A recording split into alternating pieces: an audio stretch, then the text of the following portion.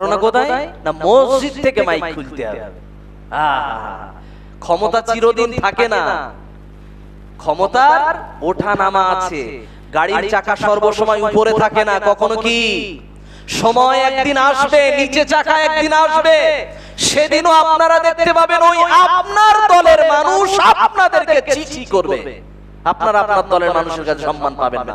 আমরা চাই যে আপনিও সম্মানিত থাকেন, আমরা আপনাকে সম্মান করি, আপনাকে ভালোবাসি, আপনি আমাদের নেতা, আপনাদেরকে আমরা ভালোবাসি, মহব্বত করি, আপনাদেরকে আমরা গালি দেই না, আপনাদেরকে আমরা কটূক্তি করি না, আমরা আপনাদেরকে কোনোদিন কোনো সময় হিংসাত্মকভাবে আক্রমণ করব না, ইচ্ছা নাই, কিন্তু বাধ্যতামূলক আপনারা আমাদের হৃদয়ে আঘাত করেন। এদিকে আপনারা নিজেরাই মন্ত্রিত্বের জায়গা থেকে একজন বলছেন মসজিদের মাইক খোলার কথা তো বলা হয়নি, আবার এই দিক থেকে আবার অন্য জায়গায় বীরভূমের একজন আমাদের এই যে বারুইপুরের খোদার বাজারের ইমাম সাহেবের গ্রামের মসজিদের মাইক খোলা হচ্ছে, তিনি উক্তি দেয়নি, তিনি ভিডিও বার্তাতে জানাচ্ছেন, তিনি দুঃখ প্রকাশ করছেন। কি করবে, কার কাছে জানাবে, জানানোর জায়গা নাই। বোঝাতে চাইছিলাম মসজিদ এমন একটা জায়গা এখানে সবাইকে জায়গা দেওয়া হয়। আল্লাহর রাসূল সাল্লাল্লাহু আলাইহি ওয়াসাল্লাম মসজিদে জায়গা দিয়েছেন কাকে জানেন? যে ও উঁচু জাতি, ওর এই উপাসনালয়ে ঢুকতে পারবে না, এই বর্তমানের কাটোয়াতে ঘটেছে, গত 1 থেকে 2 মাসের ভিতরে ঘটেছে। উপাসনালয়ে ঢুকতে দিচ্ছিল না, কোন জাতির কথা এটা আর বলা লাগবে না। অথচ মসজিদের ভিতরে কাদেরকে নিষেধ করা হয় দেখাতে পারবেন? পারবেন? একজন মনীষী তিনি মসজিদের ভিতরে ঢুকেছেন, এমন সময় দেখতে পেলেন যে মসজিদের ভিতরে একজন মাতাল মদখোর মদ খেয়ে এসে মসজিদের ভিতরে বিশ্রাম নিচ্ছে, এবং তারপরে মদের বোতলটাকে পাশে রেখে দিয়েছে, বারবার উঠছে আর ওইটাকে খাচ্ছে, আবার শুয়ে পড়ছে। মানে কি, মসজিদটাকেও কি বানিয়েছে? মসজিদটাকে বানিয়েছে পার্টি করার জায়গা। কি করার জায়গা? পার্টি, এনজয়মেন্ট করার জায়গা। কি করা? এনজয় করা। ওইখানে বসে বসেও খাচ্ছে। তো এমন সময় সম্ভবত শেখ সাদি রাহমাতুল্লাহ আলাইহির ঘটনা, তিনি ওই সময় জিজ্ঞাসা করলেন, তুমি মসজিদে এসে মদ খাচ্ছো, তোমার মতো বিয়াদব আর কেউ নাই পৃথিবীতে, এত জায়গা থাকতে তুমি মসজিদে এসে মদ খাচ্ছো, অথচ তোমার কি জানা নাই যে মদ খাওয়া হারাম?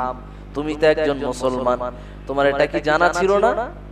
ওই মাতাল সে সময়ে একটা কথা বলেছিল, আমরা বাঙালি জাতি একটা প্রবাদে কথা বলি, মাতাল হলেও তালে ঠিক থাকে।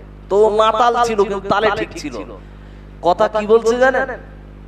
বলছে তাহলে মদ খাওয়া শুধু মসজিদেই হারাম, তাহলে বাইরে হারাম না, তাই না?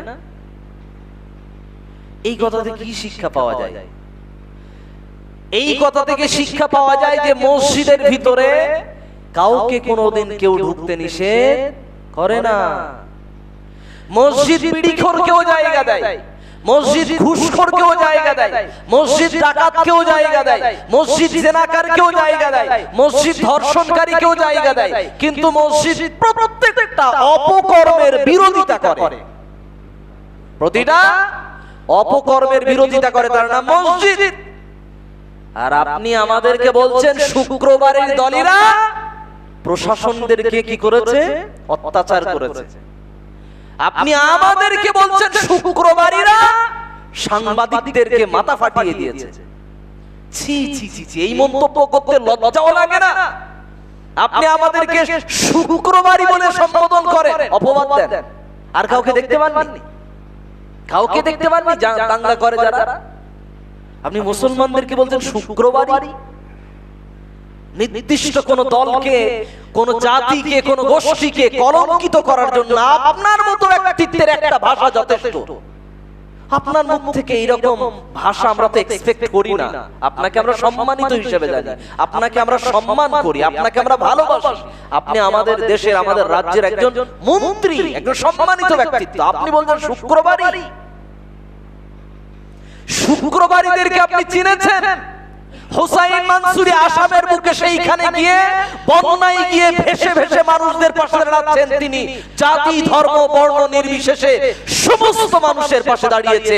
হিন্দু মানুষেরা তাকে পুজো করছে, হিন্দু মানুষেরা তার কপালে তিলক দিচ্ছে, হিন্দু মানুষেরা তাকে ভগবান বলছে। আপনি শুক্রবারই বলেন না? মানুষ দেখেছেন? আপনি মানুষ দেখেছেন? বদরুদ্দিন আজমাল, মাওলানা বদরুদ্দিন আজমাল 2 কোটি টাকা দান করেছে। আপনি কি করেছেন? আপনার কাছে টাকা নাই? আপনার কাছে নাই। আমি বোঝাতে চাইছিলাম আমার রাজ্য থেকে কত মানুষ যাচ্ছে। আপনি মনে করেছেন তাহলে আমরা শুধু মুসলমানদের প্রশংসা করি? নো, আমরা এটা বলি না। আলোক পান্ডে একজন স্যার, একজন কোচিং টিচার, তাকে কি বলা হয়? ফিজিক্স ওয়ালা একজন স্যার। তিনি অবিরত ভাবে সেই আসামে গিয়ে পড়ে আছেন। তার টিচিং করার জায়গা তো অবিরত ভাবে তার ইনকাম আর ইনকাম। তার প্রয়োজন ছিল ওইখানে যাওয়ার? একজন স্যার, একজন তার নিজস্ব ব্যক্তিত্বের তার কাজ আছে, তার শিক্ষিত বানানো, ছাত্রদেরকে তৈরি করা, মানুষ বানানো তার কাজ। সে কি করছে? সেখানে গিয়ে মানুষের পাশে দাঁড়াচ্ছে। তো আপনাদের কাজটা কি? আপনাদের কাজ মানুষের সেবা করা না? আপনি কি করলেন?